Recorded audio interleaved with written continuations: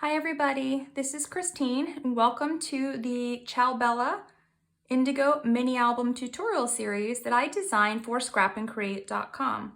All the papers that are used in this album will be linked in the description box below. This is a full-length tutorial where there are several different videos teaching you how to build the base pages, how to decorate them with the Ciao Indigo papers, then how to make your album out of chipboard and cardstock, and then place your photos in the album. If you've never followed one of my tutorials before, this will give you an introduction to what my teaching style is like.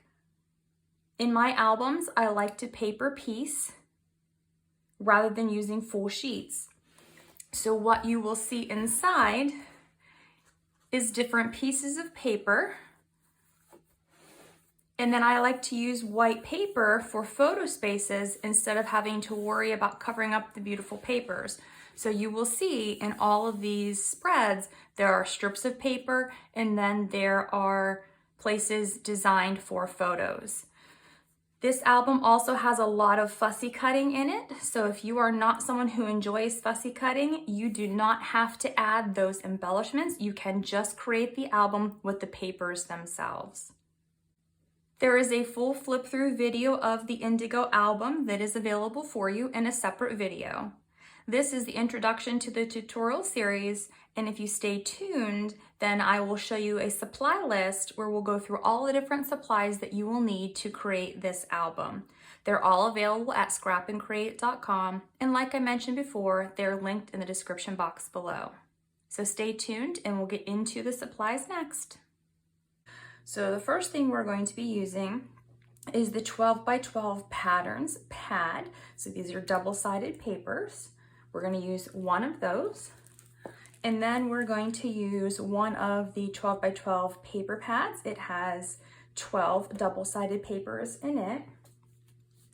Then we're going to be using one of the Creative pad. This is A4 size, and there are 9 double-sided papers in here. And then I have one of the 8 by 8 paper pads. This has 12 of the double-sided papers. They match the 12 by 12. They're just smaller size. And if you follow my channel at all, you know how much I love fussy cutting. So we will also be using some of the fussy cut pad. There are 3 each of 8 double-sided papers here that are perfect for fussy cutting, but also some of the backgrounds are pretty easy to use too. So these are all of the decorative papers. Again, these are available on the ScrapNCreate website. And then I got these nice little metal embellishments that match the collection that came with the paper. So I will be using some of these throughout the album as well. And then you will need some magnets. So I got these basic gray magnets. These are also from ScrapNCreate, so they will be linked as well. For the base of the mini album, I don't typically like to use black cardstock for my bases unless I really need to because of the paper.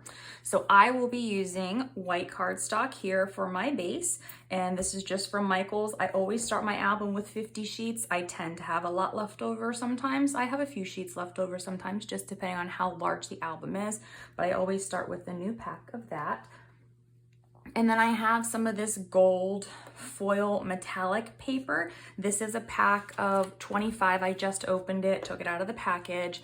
It is also from Michaels. It is the Recollections brand as well. So we will be using some of this throughout the album to match some of these papers since it has that gold throughout it. Now, in addition to all of the paper supplies you will need, we're going to go through a list of other supplies that you'll need to make this mini album. So first, you'll need a scoring board and a scoring tool, a paper trimmer. Mine's all in one. You'll need scissors. So I have my regular scissors and my fussy cutting scissors, a bone folder, a ruler, a piercing tool, some ribbon. This is just, I don't even know if this came from Michaels or a different craft store. It wasn't expensive, just I have some blue ribbon. You can take whatever color you want.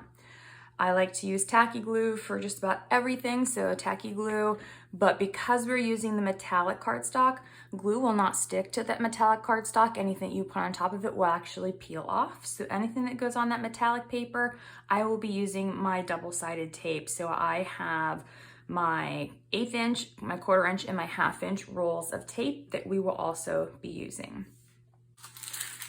So I've got some small little brads here. They're gold, so we might use some of those in the album as well.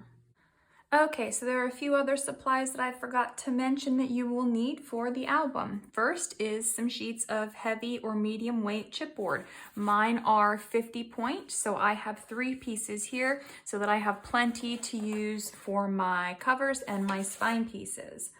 I also recommend getting a piece of light duty chipboard as well. You can just recycle a piece of the backing off of a paper pad or a notebook, or you can use some of the packaging that comes with like a cracker box or a cereal box. You're not going to see it, so it doesn't matter.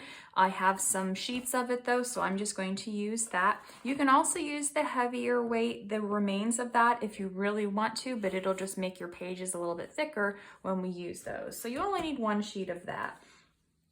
And then in my tutorials, I place white photo mats on my pages as I'm building the album. So I piece my pages together and I don't cover the entire page with the decorative paper. So I use presentation paper. This is 24 pound. It's a little bit of a softer feel than the regular 20-pound copy paper, but you can use that too. I have used it before, and it's just plain paper. I get mine either at Walmart or at the places like Staples. They have this too. So I just have this, and what we're going to do is we're going to be cutting these as photo mats and placing these in the album. Now, if you already have photos that you're going to be working with in your build, then you don't need to do this. But if you don't put these in, then there will be spots in the album that will not have any paper. Now, you will see that there is a blue edge on my paper. That's because I have used blue Chipped Sapphire Distress ink just to go around the edges. And especially since my actual album base is going to be built out of white cardstock, this white photo mat really blends into that if you don't do this. So if you're using a different base color, then this usually isn't a big deal. So I don't tend to do this unless I'm using a white base. So this just pops out a little bit more so that the user will know exactly where to place their photo. So I'm going to add 2 more supplies to the supply list now that I have completely finished the album. Whenever I first design an album, I have an idea about what I think I'm going to use, and then I always add a few things on at the end. This is optional. You do not have to do this. So if you don't have these tools, you don't have to do this. I'm going to use my Crop-A-Dial to set 4 eyelets in my pages, and I'm going to use very thin ribbon to attach charms to some of my pages. Now, you don't have to use a Crop-A-Dial. You can use an eyelet setting tool. You can completely skip this step if you want to. You can use different links instead of the ribbon, however you choose. So this is an optional step, but I'm going to add it to the supply list. So once you have all of your supplies ready to go, we are going to start by building our base pages. And then we will go through and decorate each page step by step. So each video will have the base page and then decorating the pages. And then once we're finished with all of the pages, we will actually then construct the album cover itself, the hinges, we'll place the pages in, and then we will decorate the cover last.